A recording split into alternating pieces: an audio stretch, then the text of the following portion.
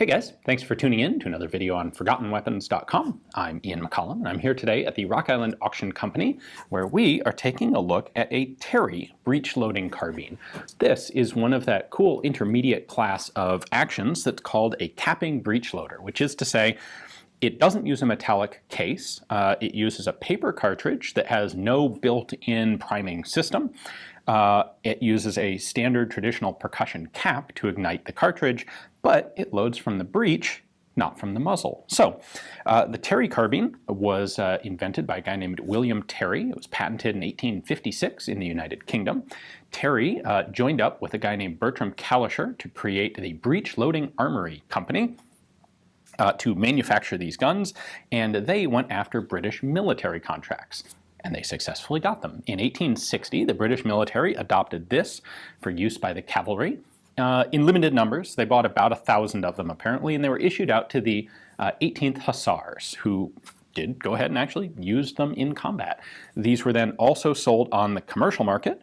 A bunch of them were purchased by military organizations in the colonies, the British colonies, so they saw use in New Zealand.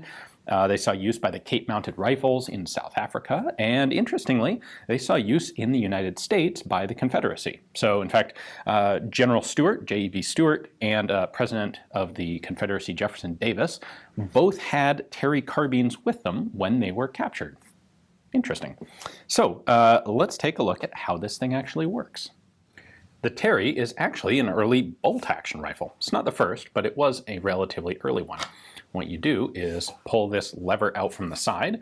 That'll open up a little loading window. You then rotate the lever upwards and pull it back. That's your bolt action. You then have access to manually load a paper cartridge. And the way this system worked, you had your paper cartridge was of course a bullet at the front, a powder charge wrapped inside a case of paper, and then there was this relatively thick, heavily greased felt pad at the back of the cartridge. And that was there primarily to provide a gas seal to the system. So at this early stage in development of the breech-loading rifle, there were a lot of different systems being experimented with for sealing, or obturation, as it's more properly called.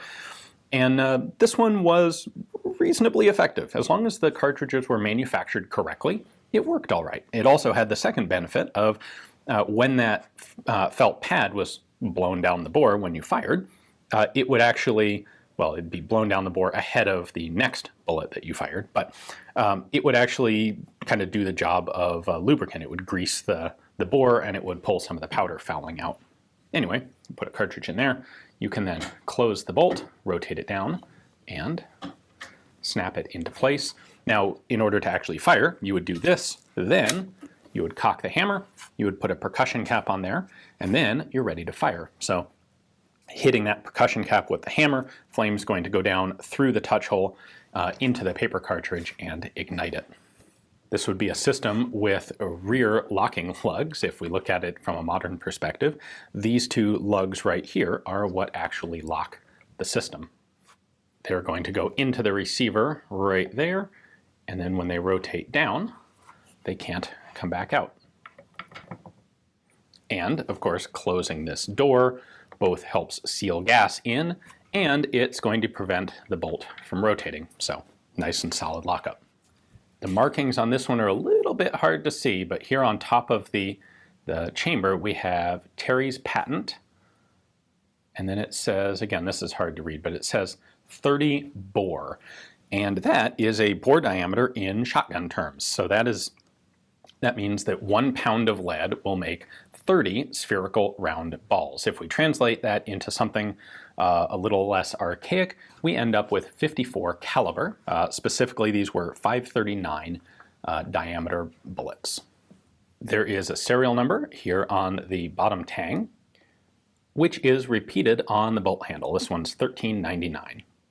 Now, you might have noticed that this seems to be rather a fancy gun with a bunch of engraving in it, in the lock plate there and the hammer and, well, kind of everywhere else.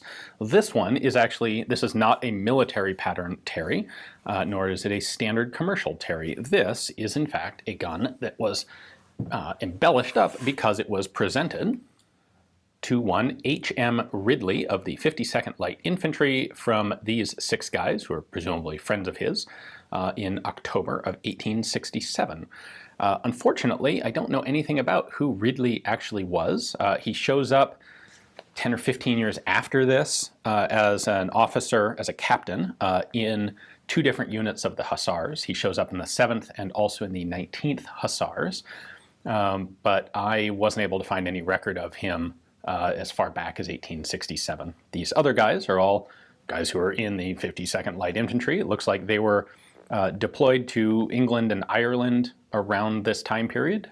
They came back from India I think it was 1866, and then they deployed out to Malta in 1868. So unfortunately, I don't really have any idea what they were doing in the interim and how Ridley fit into it. Just for the record, if this was a British military issue Terry, aside from not having all of the engraving, it would be marked with a crown and VR for Queen Victoria back here, and a date of manufacture up here on the lock plate. Not quite 20,000 Terry carbines were manufactured all told, between 1860 and 1870 primarily. And in 1870, the company went out of business, shut down, and that was it for the Terry. The thing was, people stopped buying them, in large part because, well, as a capping breechloader, this existed in this relatively brief period of time when that was actually the dominant technology, better than muzzleloaders. But as soon as the metallic self-contained cartridge gets developed, things like this are pretty thoroughly obsolete. Now, some of the competitors to the Terry, guns like, for example, the Sharps, were able to make the transition to metallic cartridges. Because they loaded just cleanly from the back of the action, you could actually modify, you could adapt something like a Sharps to use metal cartridges and keep manufacturing them, keep selling them. The Terry, however, because of this sort of interesting open door, cartridge loading window system, really was not readily adaptable to the metallic cartridge. And as a result, when the cartridge took over, this was just gone. So pretty cool to get a chance to take a look at this one and its little presentation plaque. I wish we knew more about who Ridley was there, different person than Ripley. But if you'd like to know more about this, you can check it out on Rock Island's catalog page in their most recent auction. And you can also check out the description text below to find links to Rock Island's Instagram page and their YouTube channel, where they have a bunch of cool stuff you can also take a look at. Thanks for watching.